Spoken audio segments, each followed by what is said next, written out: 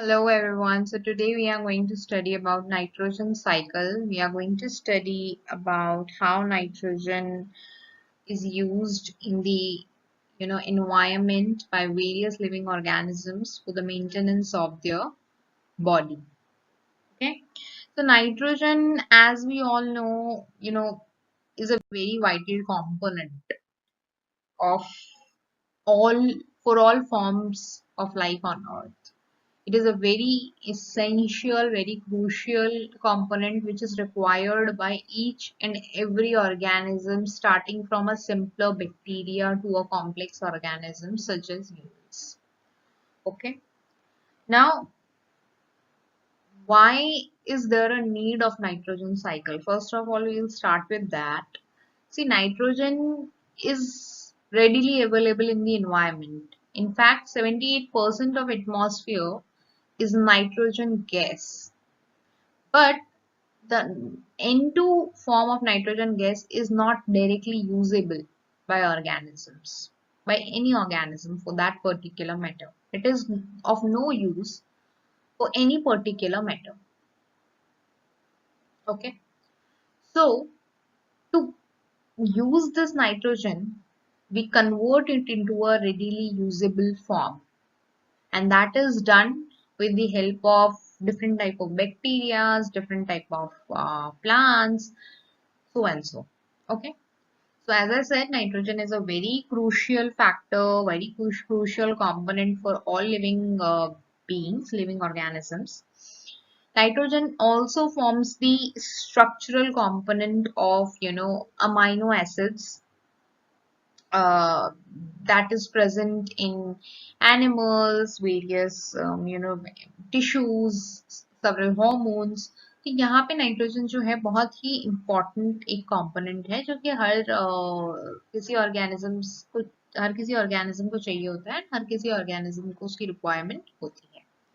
Now nitrogen readily available नहीं होता है, इसीलिए nitrogen is converted to a readily usable form, and इसी प्रोसेस को हम नाइट्रोजन साइकिल बोलते हैं. Okay.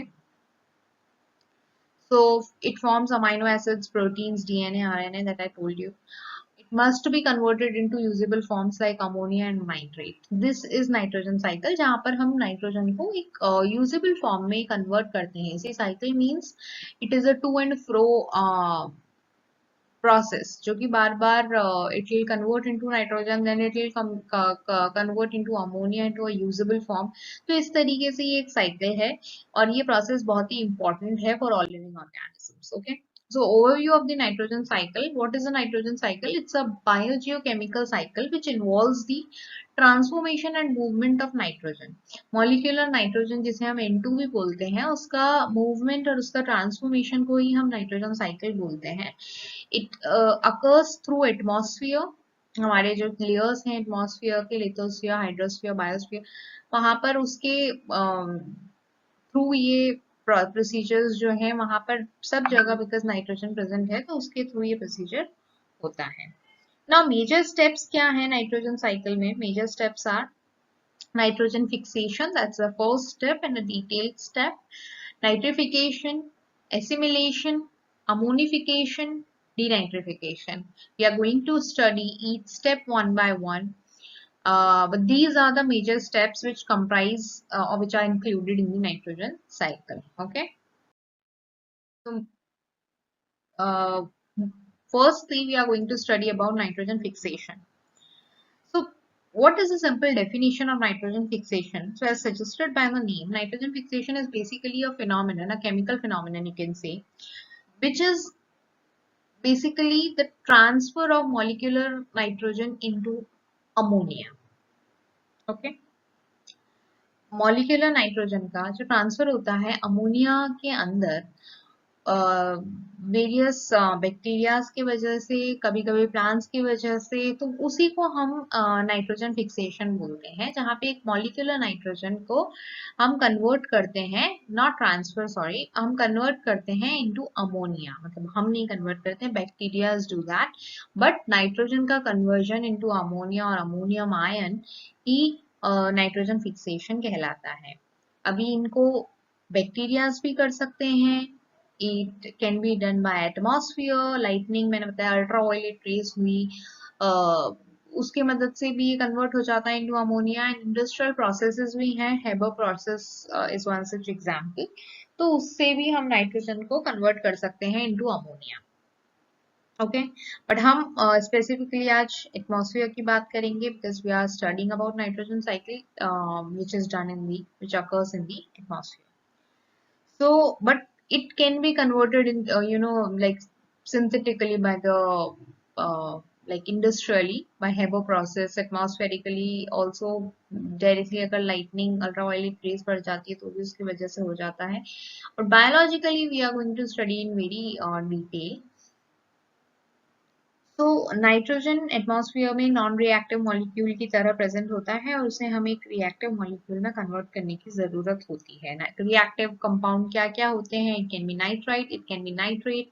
Nitrite is useful for some organisms, nitrate is useful for some organisms, ammonia is useful for some organisms. ठीक है, हर एक type of organism की रिक्वायरमेंट अलग तरीके से होती है। मे बी प्लांट्स को कुछ चाहिए, and then may be simple organisms को कोई पर्टिकुलर टाइप सूटेबल है, बर्ड्स के लिए कोई पर्टिकुलर टाइप सूटेबल है, एनिमल्स के लिए कोई पर्टिकुलर टाइप सूटेबल है, and for humans some different type है। तो हर प्रोडक्ट का बनने का कुछ ना कुछ यूज है, it is useful for some kind of organism. Okay, अभी ये जो प्रोसेस होता है नाइट्रोजन फिक्सेशन का, जो फर्स्ट स्टेप होता है जिसमें हम डाई नाइट्रोजन को कन्वर्ट करते हैं अमोनिया में, ये कुछ नेचुरल प्रोसेसेस के मदद से होता है। या तो बैक्टीरिया हम यूज कर सकते हैं, मतलब बैक्टीरिया या तो इस प्रोसेस को करते हैं, जैसे कि Azotobacter is one example, Rhizobium is one example which makes a symbiotic association with the plant. तो जब हम बैक्टीरिया बोलते हैं, there are two kinds of bacteria for this process. One is symbiotic bacteria and second is non-symbiotic bacteria. Okay, so first of all we will study the definition, then I'll explain what is symbiotic and non-symbiotic. So जब nitrogen fixation की बात की जाती है, nitrogen fixation में basically क्या होता है, दो मॉलिक्यूल्स बनते हैं ऑफ अमोनिया, दो मॉलिक्यूल्स अमोनिया के बनते हैं, नाइट्रोजन का एक मॉलिक्यूल होता है, एंड इस प्रोसेस के अंदर 16 एटीपी मॉलिक्यूल्स को यूज किया जाता है। 16 एटीपी मॉलिक्यूल्स को यूज करके 1 मोल ऑफ नाइट्रोजन से हम 2 मोल्स ऑफ अमोनिया बनाते हैं with the release of hydrogen. Okay, now यहाँ पे प्रोटॉन्स होते हैं, इलेक्ट्रॉन्स होते हैं, उनका प्रोविजन होता है, 16 मोल्स ऑफ एटीपी लगते हैं इस प्रोसेस में। नाइट्रोजन जो है अमोनिया में कन्वर्ट होता है in the presence of nitrogenase enzyme, और ये एंजाइम कब काम करती है? जब बैक्टीरिया इसको यूज करते हैं, लाइक बैक्टीरिया की प्रेजेंस होनी चाहिए एंड नाइट्रोजनेज एंजाइम की प्रेजेंस होनी चाहिए, तब जाके एक molecule of nitrogen 2 moles of ammonia बनाता है by using 16 molecules of ATP और 16 moles of ATP। ओके, सो ये नाइट्रोजन फिक्सेशन की रिएक्शन है। नाइट्रोजन फिक्सेशन जो है, जैसे कि मैंने कहा, बैक्टीरिया की मदद से होता है। प्रोकैरियोटिक बैक्टीरिया होते हैं जो नाइट्रोजनेज एंजाइम के प्रेजेंस में कन्वर्ट करते हैं। सी, नाइट्रोजनेज एंजाइम बेसिकली क्या है? अगर आप नाइट्रोजनेज एंजाइम का स्ट्रक्चर देखो, it's femoco, like it's ferrous iron like iron protein होता है, एंड मोलिब्डेनम आयरन प्रोटीन होता है, उसको ही हम ये बोलते हैं नाइट्रोजनेज एंजाइम बोलते हैं। अगर आप स्ट्रक्चर समझोगे नाइट्रोजनेज एंजाइम का, तो उस एंजाइम की मदद के थ्रू ये जो प्रोसेस है वो होता है।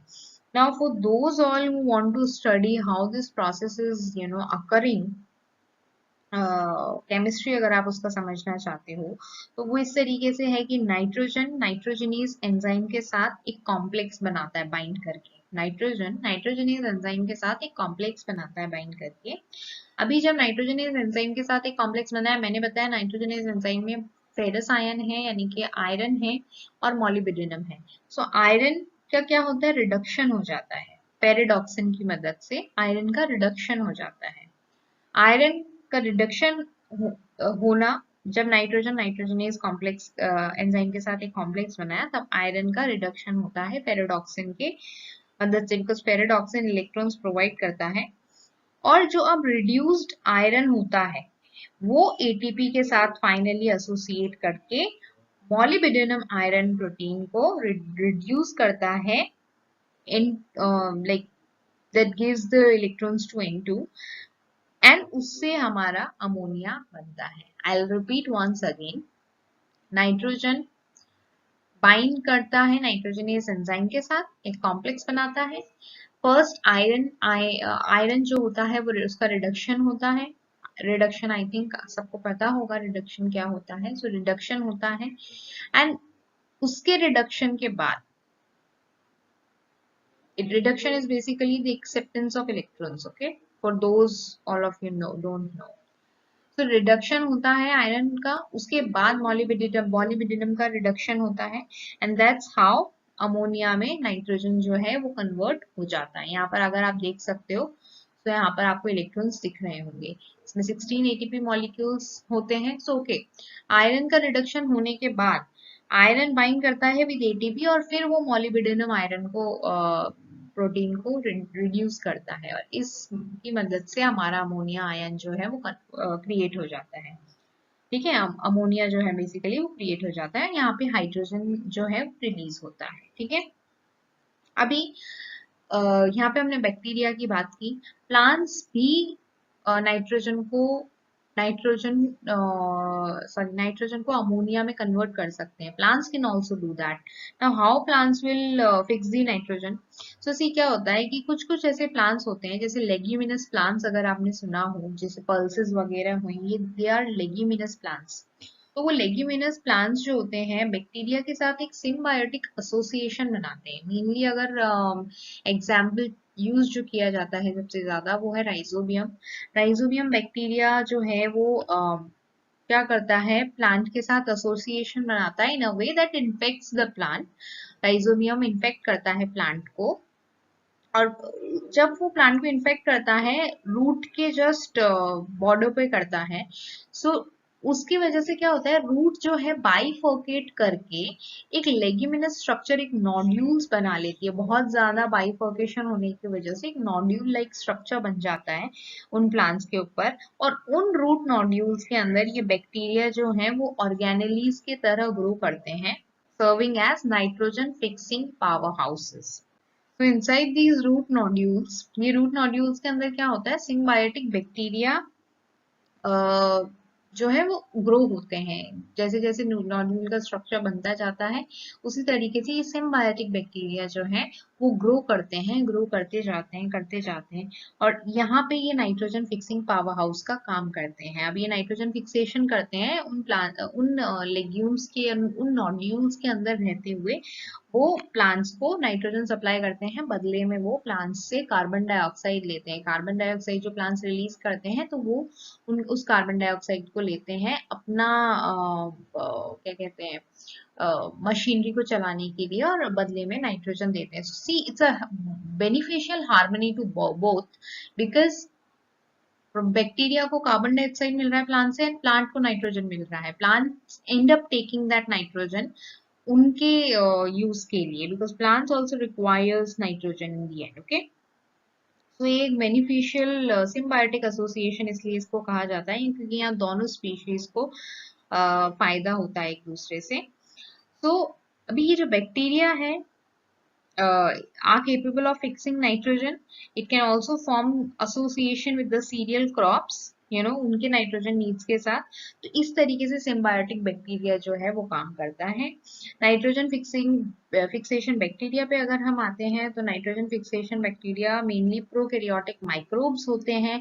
जैसे मैंने आपको बताया एजोटोबैक्टर इज वन एग्जांपल. तो इस तरीके से नाइट्रोजन गैस को वो नाइट्रोजीनियस कंपाउंड में, अलग अलग तरीके के नाइट्रोजीनियस कंपाउंड्स में कन्वर्ट करते हैं.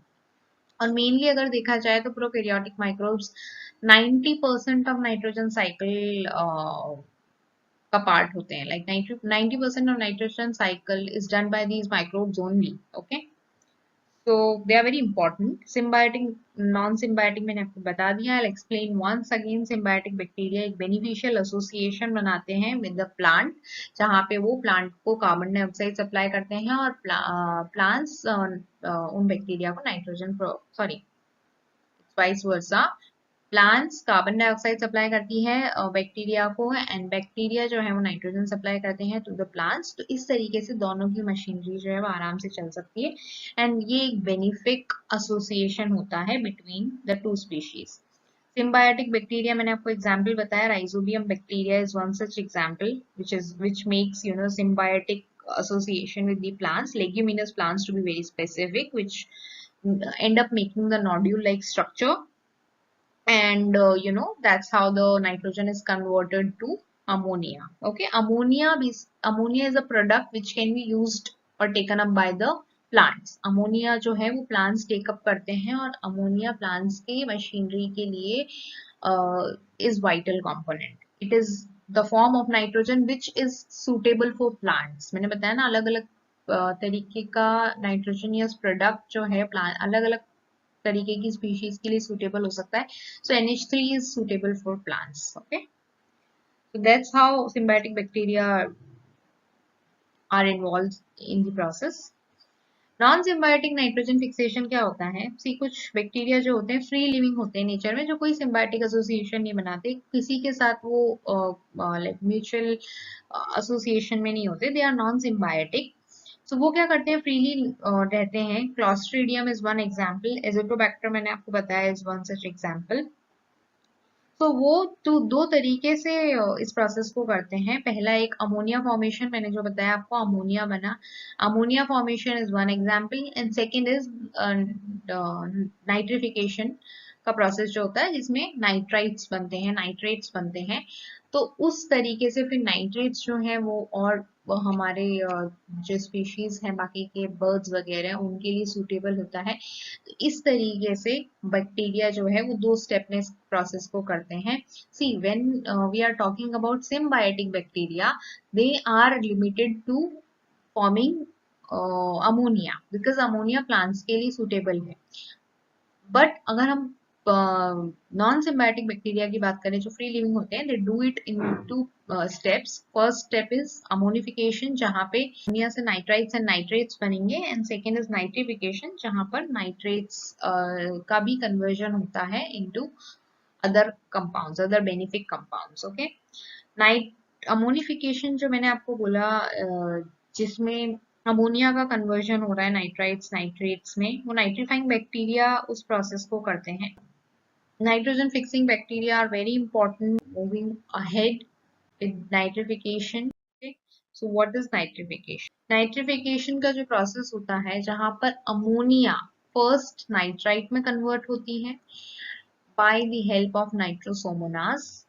अमोनिया का कन्वर्जन होता है इनटू नाइट्राइट, ये भी बैक्टीरिया ही करते हैं. So nitrosomonas is one, and then second step होता है नाइट्राइट टू नाइट्रेट, जिसमें NO3 माइनस बनता है. सो अमोनिया का जो कन्वर्जन होता है into nitrate, that's nitrification. Okay, ammonia का जो कन्वर्जन होता है इनटू नाइट्राइट इज नाइट्रिफिकेशन, जहां पर अमोनिया पहले नाइट्राइट में कन्वर्ट होगी. ये नाइट्रीफाइंग बैक्टीरिया करते हैं. नाइट्रीफाइंग बैक्टीरिया का एग्जांपल है Nitrosomonas, Nitrobacter. Nitrite to nitrate convert करने वाले बैक्टीरिया का एक एग्जांपल नाइट्रोबैक्टर है, और Nitrosomonas is example of bacteria which can convert ammonia into nitrite. अभी नाइट्राइट्स जो हैं वो बर्ड्स वगैरह के लिए यूजफुल प्रोडक्ट है. नाइट्रेट्स प्लांट्स कंज्यूम करते हैं, कुछ कुछ प्लांट्स एब्जॉर्ब करते हैं नाइट्रेट ग्रोथ. एंड ये जो है it occurs in well aerated soils, जहाँ पे प्रॉपर ऑक्सीजन होती है सॉइल्स में, वहां पर ही नाइट्रिफिकेशन का प्रोसेस जो है वो इजीली हो पाता है.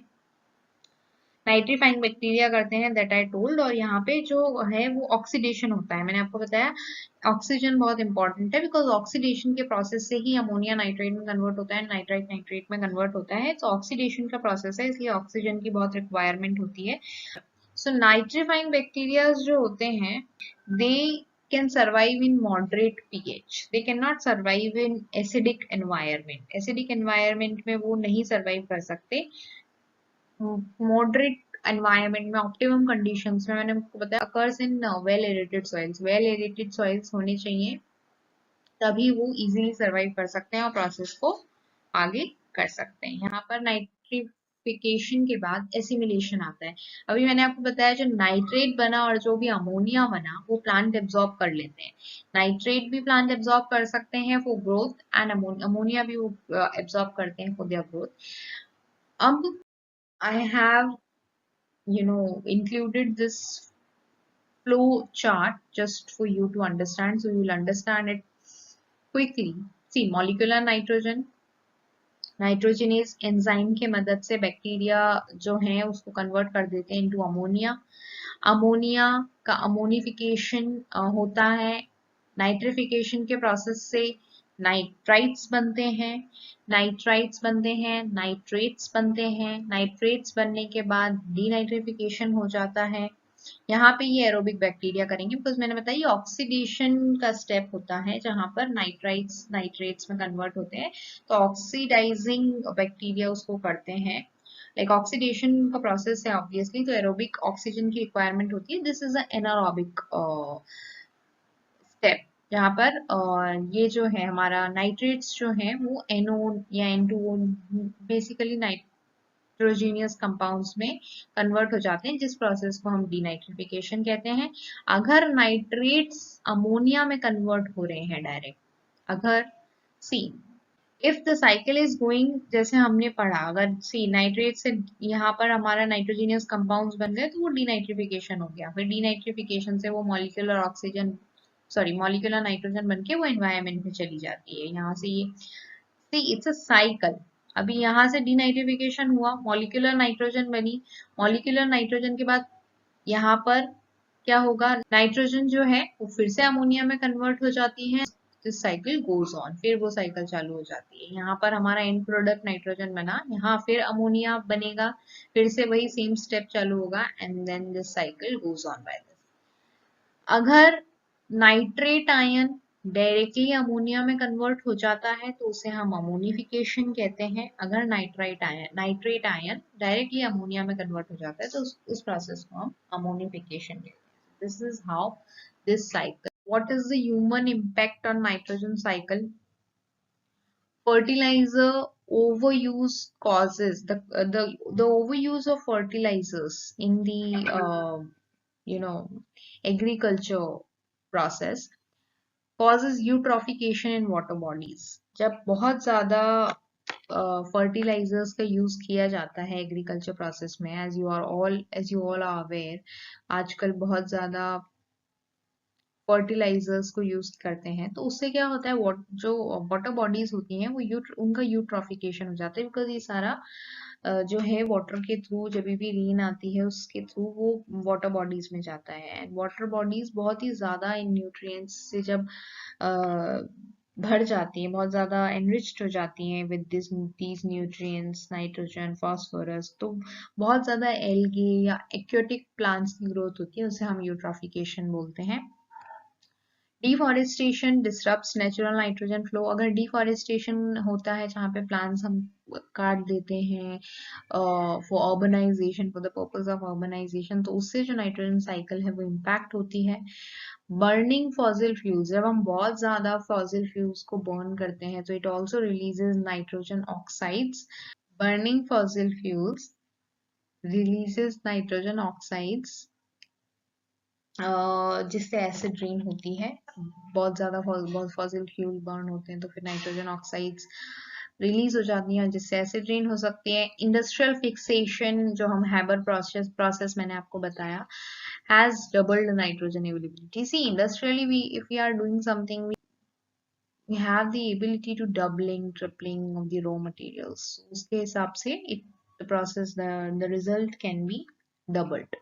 So okay, so in a small quiz of 3 questions. First is, what is the role of rhizobium in the nitrogen cycle? I want you all to comment down below in the comment section the answers. So what is the role of rhizobium in the nitrogen cycle?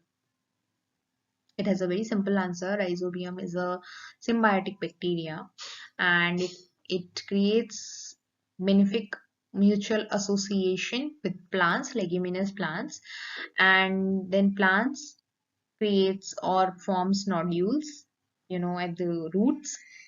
those nodules, there are these symbiotic bacteria, Rhizobium, which grows, into the organelles and become the nitrogen fixing powerhouses of the legumes, and they supply nitrogen to the plants and end up taking carbon dioxide from the plants. So this is how rhizobium helps in the process.